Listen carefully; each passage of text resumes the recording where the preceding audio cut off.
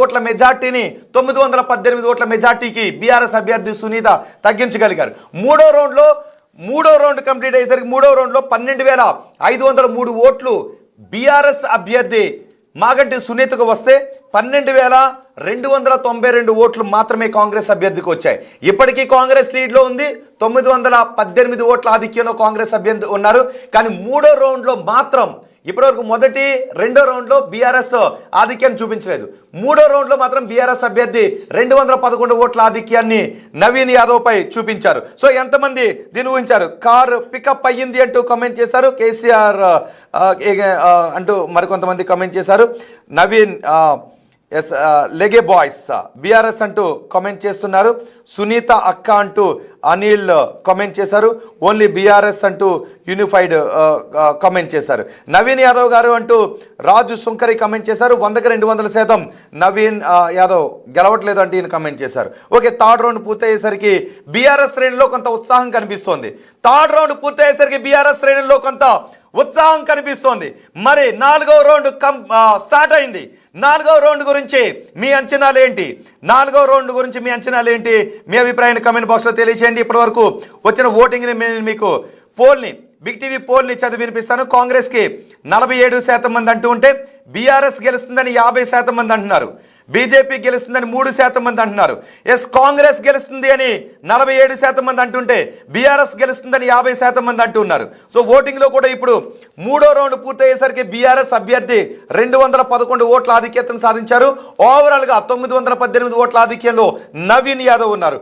పూర్తి సమాచారాన్ని యాక్యురేట్గా అందరికంటే వేగంగా మీకు అందిస్తుంది. అదిగోచండి, బీఆర్ఎస్ ఓట్ల ఆధిక్యం 201 ఆధిక్యంలో మూడో రౌండ్లో బీఆర్ఎస్ అభ్యర్థి స్వల్ప ఆధిక్యతను సాధించారు. కానీ నవీన్ యాదవ్ మాత్రం ఆయన మెజార్టీని కొనసాగిస్తున్నారు. 918 ఓట్ల మెజార్టీని ఆయన కొనసాగిస్తూనే ఉన్నారు. ఓకే, కామెంట్స్ కూడా మనకి ఎక్కువగా వస్తున్నాయి. ఉత్కంఠ పెరిగిపోతుంది. 4వ రౌండ్ స్టార్ట్ అయింది.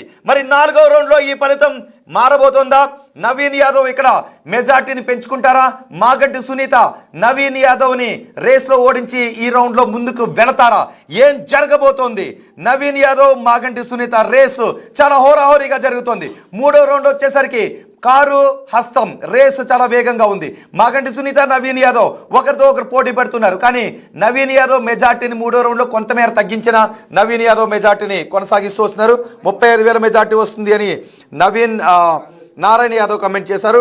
కాంగ్రెస్ పార్టీకి 35,000 మెజార్టీ వస్తుందని. ఓకే, మీ కామెంట్స్ని కాంగ్రెస్ విల్ విన్ అంటూ అహ్మద్ కామెంట్ చేశారు. ఓకే, మా ప్రతినిధి రమేష్ దగ్గరికి వెళ్దాం.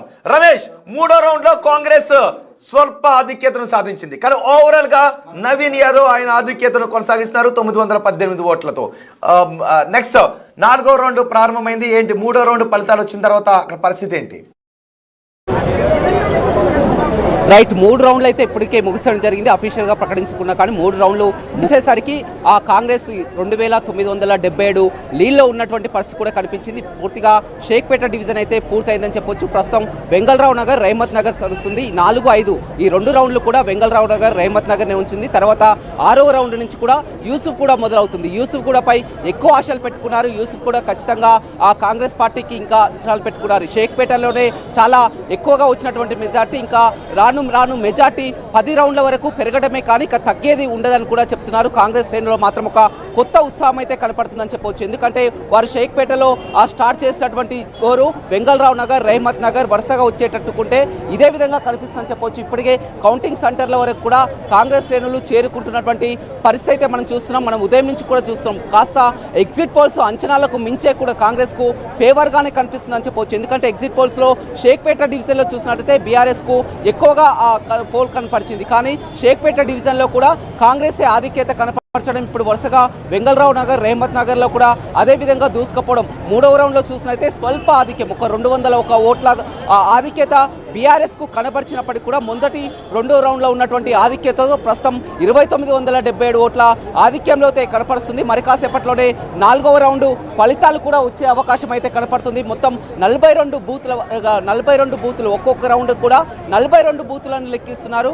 మొదటగా 42 బూతులు లెక్కింపు పూర్తయిన తర్వాత మళ్ళీ 42. ఇప్పుడు 3 రౌండ్లు కూడా పూర్తి కావడం జరిగింది. ఇక మిగిలింది 7 రౌండ్లు. అయితే 3 రౌండ్లు పూర్తిగా కాంగ్రెస్ 2,977 ఆధిక్యత కనపడుతుంది. ఇక ఒక 2 రెండు రౌండ్లు వచ్చినట్లయితే విజయం ఓవర్ అనేది పూర్తిగా తెలిసే అవకాశం కనపడుతుంది. ఎందుకంటే ఒక 5 రౌండ్ల వరకు, సగం రౌండ్ల వరకు వస్తే, సగం ఫలితాల వరకు వస్తే విజేత ఎవరు అనేది ఇప్పటికే తేలే అవకాశం కనపడుతుంది. కాంగ్రెస్ శ్రేణిలో మాత్రం ఒక పూజలు చేసి కూడా, అభిషేకాలు చేసి, కార్తీక మాసం కావడంతో ప్రత్యేకంగా పూజలు చేసి ఇక్కడికి రావడం జరిగింది. నవీన్ యాదవ్ యొక్క మామ ఉన్నారు. చెప్పండి, మీరు ఉదయాన్నే గుడికి వెళ్ళడం జరిగింది, మీ అల్లుడు కూడా వెళ్ళడం జరిగింది, మొత్తం 3 రౌండ్లు కూడా పూర్తి కావడం జరిగింది. మొత్తం ఏమనిపిస్తుంది? చాలా సంతోషంగా ఉంది. 3వ రౌండ్ పూర్తయ్యేసరికి 2900 కోట్ల ఆధిక్యత ఉన్నారు. ఇదే విధంగా ప్రతి రౌండ్లోనూ కాంగ్రెస్ ముందంజలో ఉంటుందని అంచనా వేస్తున్నారు. అంటే షేక్పేటలో చూడడం జరిగింది. షేక్పేటలో బీఆర్ఎస్ కూడా చాలా వరకు తమకే ఆశలను పెట్టుకున్నటువంటి పరిస్థితి కనిపిస్తుంది. ఆ షేక్పేటలో కూడా కాంగ్రెస్ లీడ్ కనపడుతుంది. షేక్పేటను షేక్ చేసేటట్టు విధంగా కాంగ్రెస్ ముందంజలో ఉందండి. షేక్పేటను షేక్ చేసేసిందండి కాంగ్రెస్. అంటే షేక్పేటే కాదు, దాదాపుగా 10 రౌండ్లలో కాంగ్రెస్ పార్టీకే మెజార్టీ వస్తుంది. అందులో ఎలాంటి అనుమానం లేదు. ఎందుకంటే స్థానికుడు మరియు అన్ని కుటుంబాలతోటి ఉన్న అనుబంధము, ఆయన చేసినటువంటి సేవ, వాళ్ళ నాన్నగారు చేసినటువంటి సేవ, గత 40 సంవత్సరాల నుండి ఇంటింటికి ఉన్నటువంటి ఒక పరిచయాలు కూడా గెలుపుకు అవకాశం అనేటువంటి సందర్భం. ఏది ఏమైనా ప్రజాపాలనలో ప్రజాప్రభుత్వం అనేటువంటిది గెలుస్తుంది. తుదకు ప్రజలది విజయం అనేటువంటిది సుస్పష్టంగా కనబడుతుంది. చూడొచ్చు, కాంగ్రెస్ శ్రేణులంతా కూడా ఇప్పటికే కౌంటింగ్ సెంటర్లకు కూడా చేరుకుంటున్నటువంటి పరిస్థితి కనిపిస్తుంది. 3 రౌండ్లు కూడా ముగియడం జరిగింది. 4వ రౌండ్ లెక్కింపు ప్రారంభమైంది. ఇంకొక రౌండ్, 5వ రౌండ్ ముగిసేసరికి కూడా కాస్త అంచనా వేసే అవకాశం కనపడుతుంది. ఇప్పటికి 3 రౌండ్లు పూర్తయ్యేసరికి 3000 మెజార్టీ కూడా కాంగ్రెస్ అభ్యర్థి నవీన్ యాదవ్ మెజార్టీలో ఉన్నారు. కాంగ్రెస్ నాయకురాలు ఉన్నారు. చెప్పండి, ఎలా చూస్తారు? రౌండ్గా మీరు అబ్జర్వ్ చేస్తారు. చాలా సంతోషం అనిపిస్తుంది. ఇవాళ జూబ్లీహిల్స్ ప్రజలు కాంగ్రెస్ వైపే పట్టం కట్టిరు. సెంటిమెంట్ రాజకీయాలకు తావులేదు. గతంలో పాడక అశోక్ రెడ్డికి ఎట్లా సెంటిమెంట్ చేస్తే అక్కడ అభివృద్ధి జరగలేదు. ఇక నమ్మే పరిస్థితి తెలంగాణ ప్రజలు లేరు. కాంగ్రెస్ పార్టీ రేవంత్ అన్నను చూసి ఇలా ప్రజలు ఓటేసిరు. రేవంత్ అన్న ఒక్కటే, ప్రజలకు ఏది చెప్తాడో అదే చేస్తాడు. ఇట్లా ఫామ్ హౌస్ రాజకీయాలు చేయడు. గెలుపు ఓటమిని రెండు ఒకే రకంగా రేవంత్ అన్న చూస్తాడు. కాబట్టి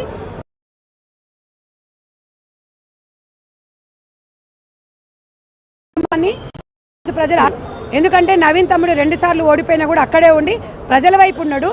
ప్రజల వైపు ఉండి ప్రజలతోనే గెలుపు ఓటమిని సమానంగా చూసిండు. కాబట్టి ఒక చదువుకున్న యువనికి అవకాశం ఇచ్చిరు.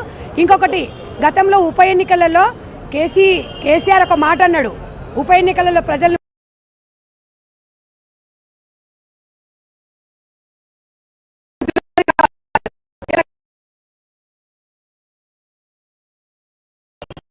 కోరుకున్నారు. ఆ నమ్మకాన్ని మేము ఎప్పుడు కూడా ముమ్ము చేయము. ఒకటే ప్రజాస్వామ్యంలో అభివృద్ధి. ఇవాళ రేవంత్ 18 గంటలు పనిచేస్తుండు, ఆ 4 గంటలు పడుకుంటలేడు. కానీ మొదటి నుంచి కూడా కాంగ్రెస్ పార్టీ అభ్యర్థి విషయానికి వస్తే రౌడీ అని కూడా ప్రచారం చేయడం జరిగింది. కానీ జూబ్లీహిల్స్ పార్టీ మొత్తం కూడా నియోజకవర్గ ఓటర్లు మాత్రం మనం చూస్తున్నాం. డివిజన్ల వారుగా చూస్తున్నట్లయితే మొత్తం విజయం కనిపిస్తుంది. ఈ కేటీ రామారావు పిల్లపిత్రిగాడు ఎక్కడ పోయిన 2 రోజులు అవుతుంది. ఏడ ఉన్నాడు? నేను సునీతమ్మకు ఒక అన్నగా తోడుంటా అన్నాడు. మరి యాడి పోయిండు? మేమేమో మొన్న మతిస్థిమితం కోల్పోయి రెగ్గింగ్ చేసి రోడ్డు మీద కూర్చున్నప్పుడు ఎక్కడ పోయిండు కేటీ రామారావు? సొంతం చెల్లెనే చూడలేదు తమ్మి, సొంతం చెల్లెనే పార్టీ.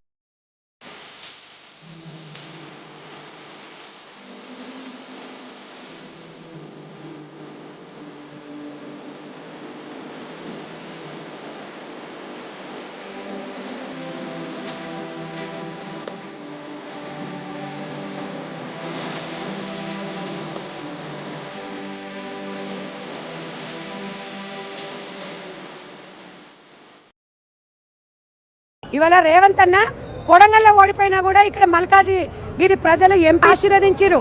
ఇవాళ ఒక్కొక్క మెట్టు ఎక్కుకుంటూ వచ్చిండు. ప్రజాస్వామ్య గెలుపు ఓటమిని 2 ఒకే రకంగా చూస్తాడే లీడర్. అది లేకపోతే ఏ రోజైనా ప్రజలు భూస్థాపితం బుల్డోజర్లు కావాలా, కారు కావాలని కూడా ప్రచారం కూడా చేస్తారు. అందుకనే బుల్డోజర్ ని పాతి పెట్టిరుగా. బుల్డోజర్ ఎవడు? రామారావే, కేటీ రామారావే. ఇవాళ కోకాపేటలో ఎకరం 100 కోట్ల సిగ్గులేనాడు. ఇలా సామాన్యమైన ప్రజలు ఒక 100 గజాలు ఇల్లు కట్టుకునే పరిస్థితిలో ఉన్నారు. కాబట్టి బుల్డోజర్ ఎవడు? ఈ పిల్లపిత్రి, ఈ డ్రామారావుని భూస్థాపితం చేసిరు. 6 ఫీట్లు ఉన్న హరీష్ రావు, ఇవాళ కేటీ రామారావు దొంగ ఏడుపులు ఏడ్చిరు. సునీతమ్మ ఏడుస్తారు, సునీతమ్మ మొగడు చచ్చిపోయి ఏడుస్తుంటే మరి ఈ కొడుకులు ఎందుకు ఏడ్చిరు అర్థం కాలేదు. వీళ్ళని ఎవడు పట్టించుకునే పరిస్థితిలో లేరు.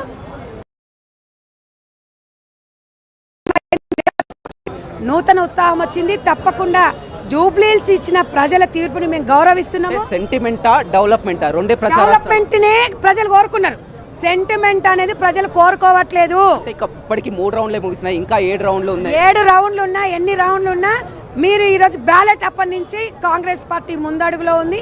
షేక్పేటలో కాంగ్రెస్ పార్టీ లేదన్నారు, షేక్పేట నుంచే ఆరంభమైంది, షేక్పేట నుంచే ప్రారంభమైంది, ఆధిక్యతలో ఉంది. లేదని ఎట్లా చెప్తారండి? వీళ్ళు ఏమైనా చిలక జోస్యం చెప్తున్నారా? వీళ్ళు ఈరోజు హిందువులను ముస్లింల మధ్యలో గొడవలు పెట్టి ఏదో చేద్దామని చూసిరు. కానీ హిందూ ముస్లింలు బాయి అనేది కాంగ్రెస్ పార్టీ అనేది మైనార్టీ తెలంగాణలో అంతర్భాగమే. బీజేపీ పార్టీకి అయితే డిపాజిట్ కూడా లేదు. వీళ్ళు దేశమంతా ఓట్ చోరు చేసుకుంటూ ఏదో చేస్తున్నారు తప్ప ఇవాళ బీజేపీ పార్టీని బీజేపీ కాంగ్రెస్ కలిసి పనిచేశాయని కూడా బీఆర్ఎస్ ఒకటి చెప్పనా, ఆకాశం నేల ఎప్పుడైనా కలుస్తుందా తమ్మి? అది హైలీ ఇంపాసిబుల్. నిజంగా కూడా ఇవాళ జూబ్లీ హిల్స్ కు ఎంపీగా ఇవాళ ఎవరు స్వయంగా కేంద్ర మంత్రి కిషన్ రెడ్డి గారు ప్రాతినిధ్యం వహిస్తున్నా కర్రు కాల్చి వాత పెట్టిరు. సిగ్గు తెచ్చుకోవాలి. ఎందుకంటే ఇంట్లో గెలవనాడు రచ్చ గెలిచినట్టు ఇవాళ లేదు అంటే కిషన్ రెడ్డి గారిని నేను ప్రశ్నిస్తున్నా, నీ డెవలప్మెంట్ ఏంది? నువ్వేదో చేసిన అని చెప్తావు కదా, ఏమి చేయలేదు అనేది ఇలా బీజేపీ పార్టీ కూడా డిపాజిట్ లేకుండా చేసింది. కాంగ్రెస్ పార్టీ వైపే ప్రజలు ఉన్నారు. కాంగ్రెస్ పార్టీ అంటేనే డెవలప్మెంటు. ఇవాళ కాంగ్రెస్ పార్టీ చేసిన 6 గ్యారంటీ పథకాలను ఇవాళ సన్నబియ్యమే కానీ ఓన్లీ కేవలము మేము అక్కడ రైమత్ నగర్లో ఇన్ఛార్జిగా ఉన్నాము. ఆ ఇన్ఛార్జిగా ఉన్నప్పుడు అక్కడ ఉన్న ప్రజలను తెలుసుకుంటే వాళ్ళ సంవత్సరం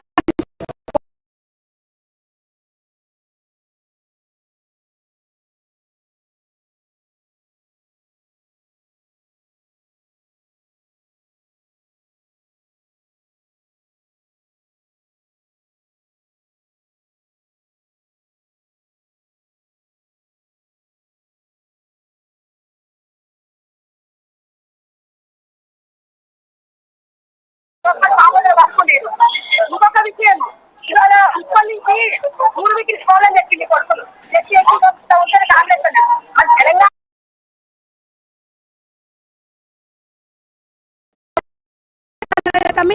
ఒక్కటే మీరందరూ కూడా ఆలోచించాలి. తెలంగాణలో కాంగ్రెస్ పార్టీని మీద ఎన్ని అవక్కులు చెవక్కులు చేసినా ఇవాళ రేవంత్ రెడ్డి గారి ప్రభుత్వాన్ని నమ్మింది. నవీన్ యాదవ్ తమ్మిని నమ్మిండ్రు. నవీన్ యాదవ్ తమ్ముని ఓన్ చేసుకున్నారు ప్రజలు, జూబ్లీహిల్స్ ప్రజలు. ఆ నమ్మకాన్ని ఎప్పుడు కూడా ముమ్ము చేయము. మేము అన్న హామీలు నెరవేరుస్తాము. 3 సంవత్సరాలలో 30 సంవత్సరాలలో చేయని అభివృద్ధి 3 సంవత్సరాలు అవుతుంది అని అనుకుంటున్నారు. సెంటిమెంట్లు అనేది ఏమీ లేదు. సంగీతానికి చింతకాయలు రాలేవు. తప్పకుండా పెద్ద కొడుకులాగా డెఫినెట్గా ఈ ప్రజల తీర్పును గౌరవిస్తున్నాము. గర్వపడట్లేదు. మాకు ఒక బాధ్యత పెంచింది రేవంత్ అన్న. నిజంగా కూడా ఇలా ఆయన ఎంత ఇబ్బందిలో ఉన్నాడో, ఆరోగ్యం కూడా చూసుకోకుండా, కుటుంబాన్ని కూడా చూసుకోకుండా ప్రతి దగ్గర ఆయన అహర్నిశలు పనిచేస్తున్నాడు. ఆయన మంత్రివర్గం కూడా చాలా చక్కగా పనిచేసింది. ఎందుకంటే ఇవాళ అందరం కూడా 100% ప్రజలకు పోల్ మేనేజ్మెంట్ దగ్గర నుంచి ప్రజలకు ఇచ్చిన హామీల నుంచి సక్సెస్ అవుతుంది. వారు చివరి నిమిషంలో కూడా ఆరోపణలు చేశారు, దొంగ ఓట్లు వేశారు. ఓడిపోయినోడు ఎట్లా మాట్లాడతాడు తమ్మి? ఓడిపోయినోడు ఎట్లా మాట్లాడతాడు? ఒక్కటే మాట చెప్పండి. ఏదో ఒకటి చెప్తుంటాడు. రిగ్గింగ్ చేసిన కర్మ మాకు పట్టలేదు. కాంగ్రెస్ పార్టీ అధికారంలో ఉంది. పార్టీ ప్రజలను ఆదుకున్నారు. 100% ప్రజల కోసం పనిచేస్తారు. రైట్, చూడొచ్చు. మొత్తం మీద మాత్రం చాలా వరకు ఒక జోష్లో కాంగ్రెస్ శ్రేణుల్లో ఒక జోష్ అయితే కనపడుతుందని చెప్పొచ్చు. ఇప్పటికే 3 రౌండ్లు కూడా ముగిసడం జరిగింది. ఇక మిగిలింది ఒక 7 రౌండ్లు అని చెప్పవచ్చు. అఫీషియల్గా వస్తున్నటువంటి ముగిసేసరికి 100 ఓట్ల మెజారిటీతో కూడా కాంగ్రెస్ పార్టీ ఉంది. హోరాహోరీగా ప్రచారం కొనసాగింది. ఉప ఎన్నిక అనగానే మనం జనరల్గా చూడొచ్చు ఉప ఎన్నిక అనేది, కానీ జూబ్లీహిల్స్ ఉప ఎన్నిక అనేది అందుకు అనుగుణంగా. ఎందుకంటే గతంలో బీఆర్ఎస్ హయాంలో కూడా ఉప ఎన్నికలు చూడడం జరిగింది. నల్గొండ జిల్లాలో కాంగ్రెస్ పార్టీ అధికారంలోకి వచ్చిన తర్వాత కాంగ్రెస్ పార్టీ 3 రౌండ్లలో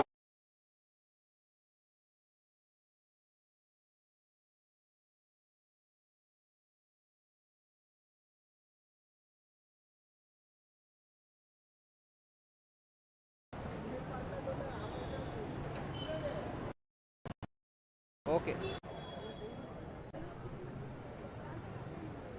పార్టీ పెరిగే అవకాశం ఉందని కూడా వారు అంచనా వేస్తున్నారు. ఇప్పటికే కాంగ్రెస్ శ్రేణులంతా కూడా ఇక్కడికి తరలి వస్తున్నటువంటి పరిస్థితి కనిపిస్తుంది. ఎక్కువగా ఇప్పుడు ఆ షేక్పేట కానీ ఆ షేక్పేటలో చాలా వరకు హోరాహోరీగా ఉంటుంది అనుకున్నారు, కానీ షేక్పేటలో కూడా కాంగ్రెస్ కు భారీగా లీడ్ వచ్చినటువంటి పరిస్థితి కనిపిస్తుంది. ప్రస్తుతం రహమత్ నగర్, వెంగళరావు నగర్ కూడా ఆ లెక్కింపు ఇంకా కొనసాగుతుంది. అయితే ఆ తర్వాత వచ్చేటటువంటి యూసుఫ్ కూడా కానీ అదేవిధంగా వెంగళ కానీ మరింత మాకు మెజార్టీ వచ్చే అవకాశం అయితే అంచనాలు వేస్తున్నటువంటి పరిస్థితి కనిపిస్తుంది. అయితే మామూలుగా వారు 10 నుంచి 20 వరకు మెజార్టీ ఉంది, కానీ ఆ మెజార్టీ పెరిగే అవకాశం ఉందనుకుంటున్నారు. అదేవిధంగా